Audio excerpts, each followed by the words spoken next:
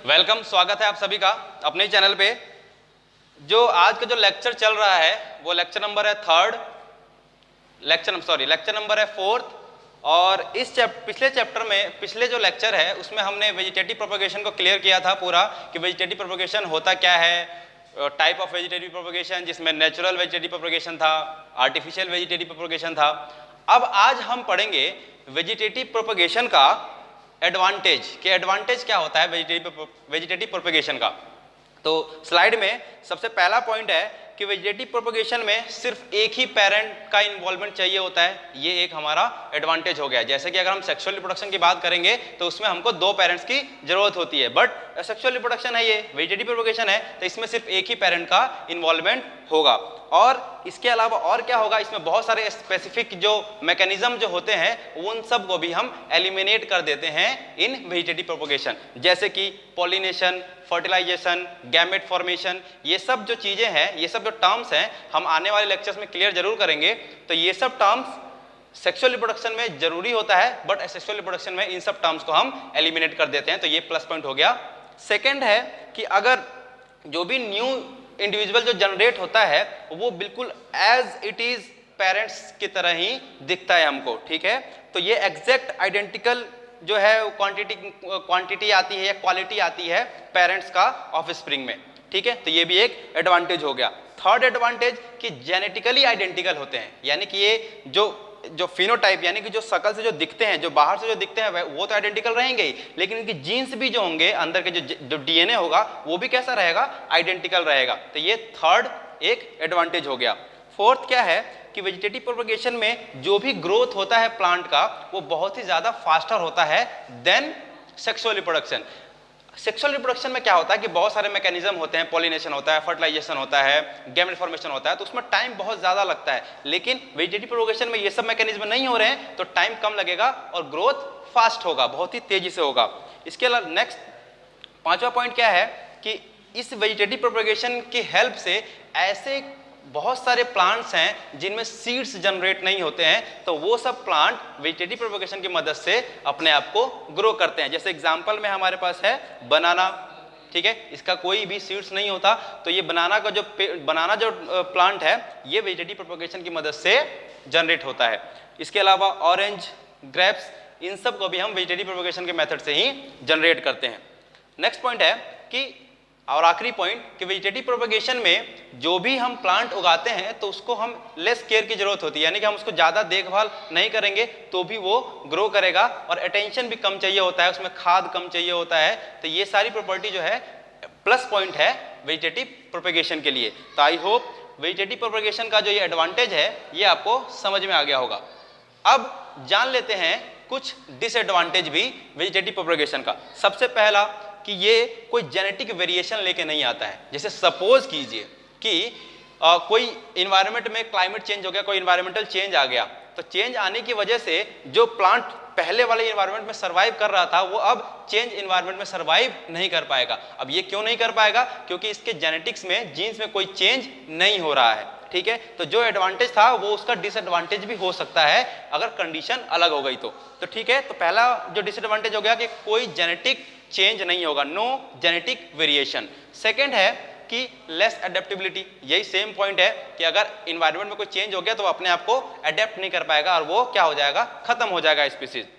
Third, loss in vigorous, मतलब कि इसके जो भी इसके अंदर न्यूट्रिशन पावर होगा वो न्यूट्रिशन पावर क्या हो जाएगा, कम हो जाएगा वेजिटेटिव प्रोपगेशन अगर हम यूज कर रहे हैं तो। फोर्थ है कि डिजीज की बात करें तो अगर वेजिटेटिव प्रोपगेशन में हमने बताया कि जो भी जेनेटिक इंफॉर्मेशन है वो पेरेंट्स में और ऑफस्प्रिंग में सेम होता है, तो इस वजह से क्या होगा कि जो डिजीज का जो ट्रांसफर होगा वो पेरेंट्स ऑफस्प्रिंग में बहुत ही आसानी से हो जाएगा। क्यों, क्योंकि डीएनए में चेंज तो हो ही नहीं रहा है। और आखिरी है, अगर कुछ ऐसा होता है कि भाई अगर उसमें कोई चेंज नहीं आ रहा है, सपोज करो कि इन्वायरमेंट में भी चेंज नहीं आ रहा है, ठीक, डीएनए में भी चेंज नहीं हो रहा है, तो क्या होगा, और उसको लेस अटेंशन भी चाहिए, उसको बिना केयर किए भी बहुत सारा उगा सकते हैं वेजिटेटिव प्रोपगेशन की मदद से, तो इसका जो ग्रोथ होगा बहुत ज़्यादा होगा और ओवर क्राउडिंग इसका प्रोडक्शन हो जाएगा। तो ये भी हमारे लिए एक डिसएडवांटेज है वेजिटेटिव प्रोपगेशन का। तो एडवांटेज और डिसएडवांटेज दोनों को कम से कम 2 या 3 पॉइंट जरूर याद करना, क्योंकि ये पेपर में पूछा जाता है। नेक्स्ट स्लाइड है स्पोर फॉर्मेशन। ये भी एक तरह का असेक्सुअल रिप्रोडक्शन का ही एक टाइप है। अब स्पोर फॉर्मेशन में क्या होता है, ये एक सेक्सुअल रिप्रोडक्शन का टाइप है और जिसमें क्या होता है कि स्पोरेंजियम से स्पोर्स निकलते हैं और वो स्पोर्स एक नए प्लांट को जनरेट करता है। अब स्पोरेंजियम जैसे कि स्लाइड में दिख रहा है आपको कि स्लाइड के अंदर मैंने एक दिखाया है कि एक ब्रेड है, ब्रेड के ऊपर स्पोर्स जनरेट हो रहे हैं, स्पोरेंजियम से स्पोर्स निकल रहे थे। देखो स्पोरेंजियम क्या होता है कि ये एक प्लांट हो गया, यानी कि राइजोबियम हो गया, राइजोपस हो गया। अब राइजोपस में ऊपर वाला जो बल्ब टाइप का जो स्ट्रक्चर दिख रहा है उसे हम बोलते हैं स्पोरेंजियम। अब उस स्पोरेंजियम के अंदर बहुत ही छोटे छोटे स्पोर्स होते हैं और वो स्पोर्स कैसे शेप के होंगे, या फिर एक शेप के होंगे यानी कि ओवल शेप के होंगे या फिर स्फेरिकल शेप के होंगे। और वो स्पोर्स जब मैच्योर हो जाते हैं, यानी कि एक बल्ब है यानी कि एक स्पोरेंजियम है, अब उस स्पोरेंजियम से हजारों स्पोर्स जनरेट होंगे और उस हजारों स्पोर्स से हम हजारों प्लांट को जनरेट कर सकते हैं। तो ये एक तरह का ये भी एक सेक्सुअल रिप्रोडक्शन है। तो यहाँ पे एग्जांपल हमको याद रखना है राइजोपस, ठीक है, राइजोपस में स्पोर फॉर्मेशन होता है।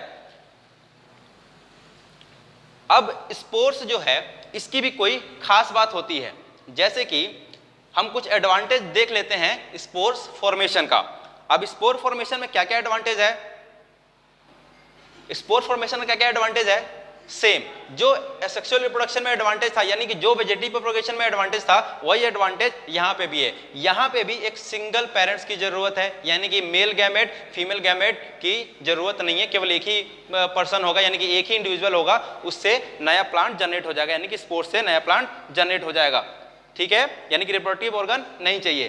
दूसरा कि स्पोर्स जो होते हैं, जैसे ये मान लो कि एक स्पोर्स है, ठीक है, अब इस स्पोर्स के ऊपर एक बहुत ही ज्यादा एक प्रोटेक्टिव कवरिंग होगा। ये कवरिंग क्या करेगा, अंदर वाले जो रिप्रोडक्टिव जो ऑर्गन रिप्रोडक्टिव जो सेल है, ठीक है, उस सेल को वो बचाएगा, ठीक है, प्रोटेक्ट करेगा। हाई टेम्परेचर, अगर बहुत ज्यादा टेम्परेचर हाई है या बहुत ज्यादा सूखा पड़ रहा हो, ठीक है, कोई अनफेवरेबल कंडीशन है, तो इन सब कंडीशन से ये जो प्रोटेक्टिव लेयर है ये उसको बचाएगा, ताकि जब कोई फेवरेबल कंडीशन आए तो फिर ये स्पोर्स अपने आप को क्या कर सके, जनरेट कर सके, एक प्लांट बन सके। तो ये भी एक एडवांटेज हो गया। थर्ड है कि जैसी फेवरेबल कंडीशन आएगा तो ये जनरेट हो जाएगा। फोर्थ है कि स्पोर्स जो होते हैं वो बहुत ही हल्के होते हैं। अब हल्के होने की वजह से ये एयर के थ्रू या वाटर के थ्रू आसानी से एक जगह से दूसरे जगह पे या वन प्लेस से अनदर प्लेस पे ये जाके ग्रो कर सकता है, अगर उसको फेवरेबल कंडीशन मिल गया तो ये सारे के सारे एडवांटेज थे स्पोर फॉर्मेशन के। कुछ स्पोर्स के और भी मेडिकल एडवांटेजेस भी हैं, ठीक है, वो भी हम आगे हायर क्लास में जरूर पढ़ेंगे स्पोर्ट्स के एडवांटेजेस। नाउ तो ओवरऑल हमारा असेक्सुअल रिप्रोडक्शन यहाँ पे खत्म होता है। तो असेक्सुअल रिप्रोडक्शन का हम कुछ एडवांटेज पढ़ लेते हैं। तो जो एडवांटेज वेजिटेटिव प्रोपगेशन या स्पोर फॉर्मेशन का था वही एडवांटेज असेक्सुअल रिप्रोडक्शन का भी है। जैसे कि पहला कि उनको एक ही पेरेंट्स की जरूरत है, मतलब कि यहाँ पे पॉलिनेशन, फर्टिलाइजेशन, गैमेट फॉर्मेशन, इन सब में एक्स्ट्रा एनर्जी यूज नहीं होगा, यानी कि टाइम भी बचेगा। सेकंड है कि इसमें मेट की जरूरत नहीं है, मेट की नॉट रिक्वायरमेंट ऑफ मेट, मतलब कि यहाँ पे मेल गैमेट और फीमेल गैमेट का फ्यूजन होना जरूरत नहीं है, क्योंकि मेल गैमेट फीमेल गैमेट यहाँ पे है ही नहीं। तो इससे क्या होगा, हमको एनर्जी कम जरूरत पड़ेगा और आसानी से प्रोडक्शन हो सकता है। थर्ड है कि एनर्जी रिक्वायरमेंट जो होगा और सेक्सुअल रिप्रोडक्शन में वो बहुत ही ज्यादा कम होगा। क्यों? क्योंकि ऊपर वाले बहुत सारे इवेंट्स नहीं हो रहे हैं। फोर्थ कि सेक्सुअल रिप्रोडक्शन में जो भी सीड्स का ग्रोथ, सीड्स का जरूरत है नहीं, तो उस सीड वाले जो सीड की जो जरूरत है उसको वो ये क्या करेगा, एलिमिनेट कर देगा। फिफ्थ है कि रैपिड पॉपुलेटिंग, ये बहुत ही तेजी से पॉपुलेट करते हैं, बहुत ही तेजी से ग्रो करता है, ये भी एक एडवांटेज है। इसके अलावा मैच्योरिटी इज रैपिड, यानी कि जो भी फसल होता है सेक्सुअल रिप्रोडक्शन में वो जल्दी से तैयार हो जाता है। और इसके अलावा पॉजिटिव जेनेटिक इन्फ्लुएंस, अगर कोई पॉजिटिव चेंज आ रहा है तो वो नेक्स्ट जनरेशन में जरूर क्या करेगा, ट्रांसफर होगा। तो ये सारे के सारे एडवांटेज थे सेक्सुअल रिप्रोडक्शन का। कुछ डिसएडवांटेज भी है, सेम जो वेजिटेटिव प्रोपगेशन में था। क्या था कि जेनेटिक वेरिएशन नहीं आएगा, तो इस वजह से क्या होगा, डाइवर्सिटी नहीं होगा। जेनेटिक वेरिएशन नहीं आया, डाइवर्सिटी मतलब कि कोई भी विविधता नहीं आएगा, एक न्यू स्पीसीज नहीं बन सकता है, ठीक है। इसके अलावा क्या होगा, अगर न्यू स्पीसीज नहीं बनेगा तो इन्वायरमेंट के हिसाब से अपने आप को अडेप्ट नहीं कर पाएगा, अडेप्ट नहीं कर पाएगा तो वो क्या हो जाएगा, एक्सटिंक्ट हो जाएगा, खत्म हो जाएगा वो, ठीक है। थर्ड है ये सेम वही कि ये क्या करेगा, जो इनकी न्यूट्रिशन पावर होगी वो धीरे धीरे कम होती चली जाएगी। और फोर्थ है कि यहाँ पे जो भी डिजीज है वो पेरेंट्स ऑफस्प्रिंग में आसानी से ट्रांसफर हो जाएगा। और आखिरी ये है कि ये ओवर क्राउडिंग, सेम जो वेजिटेटिव प्रोपगेशन में था कि ओवर क्राउडिंग की समस्या भी आ सकती है। तो ये सारा का सारा क्या था, डिसएडवांटेज था असेक्सुअल रिप्रोडक्शन का। तो आई होप असेक्सुअल रिप्रोडक्शन का ये पूरा टॉपिक यहाँ पे कुछ हद तक खत्म हो जाता है। एक और छोटा सा टॉपिक है टिश्यू कल्चर। टिश्यू कल्चर क्या होता है? तो टिश्यू कल्चर एक टेक्निक है जिससे नए प्लांट को जनरेट किया जाता है लैब के अंदर, लेबोरेटरी के अंदर, यानी कि मैन्युअली आर्टिफिशियली हम एक टिश्यू से एक नया प्लांट को जनरेट करते हैं। एक नई टेक्निक है, इसको हम कहते हैं टिश्यू कल्चर। अब टिश्यू कल्चर में होता क्या है कि हम क्या करते हैं, छोटे से कोई भी प्लांट उसका छोटा सा टुकड़ा ले लिया, यानी कि सेल ले लिया, और उस सेल को हम किसी एक सॉल्यूशन में डालते हैं, ठीक है। उस सॉल्यूशन को हम कल्चरल सॉल्यूशन बोलते हैं, ठीक, या फिर उसको जेली के नाम से या अगर के नाम से भी जाना जाता है, अगर सॉल्यूशन। तो उसके अंदर हम डाल देते हैं। अब उस अगर सॉल्यूशन के अंदर प्लांट हार्मोन्स होते हैं, ठीक। और वो प्लांट हार्मोन्स क्या करेंगे, वो उस टिश्यू को ग्रो करवाएंगे और एक नए प्लांट में तब्दील कर देंगे। तो ये काम होता है टिश्यू कल्चर लेबोरेटरी के अंदर। तो यहाँ पे कल्चर सॉल्यूशन समझ में आया क्या होता है कि एक मीडियम है जहां पे टिश्यू क्या होगा, ग्रो करेगा। इसको हम जेली भी बोल सकते हैं या अगर भी बोलते हैं। इसके अंदर पूरा का पूरा प्लांट हार्मोन्स होता है जो प्लांट के ग्रोथ के लिए रिक्वायर्ड होता है। जैसे कि जो भी प्लांट हमने जो पिछले लेक्चर में पढ़ा होगा इन कंट्रोल एंड कोऑर्डिनेशन, पिछले लेक्चर में पढ़ा जिन कंट्रोल एंड कोऑर्डिनेशन में हमने एब्सिसिक एसिड के बारे में पढ़ा था, हमने ऑक्सीन, जिबरेलिन, साइटोकाइनिन, इन सब के बारे में पढ़ा था। तो ये सब के तत्व जो होते हैं, यानी प्रोटीन भी हो सकता है, अमीनो एसिड भी होता है, ये सब के तत्व जो है इस अगर सॉल्यूशन में मिलता है, जिससे कि नया प्लांट ग्रो करेगा।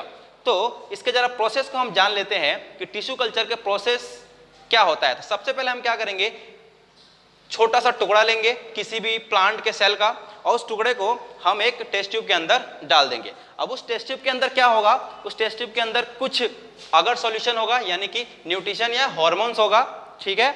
अब क्या होगा, कुछ समय बाद वो जो छोटा टिश्यू है वो ग्रो करता जाएगा, और ग्रो करने के बाद क्या बनाएगा,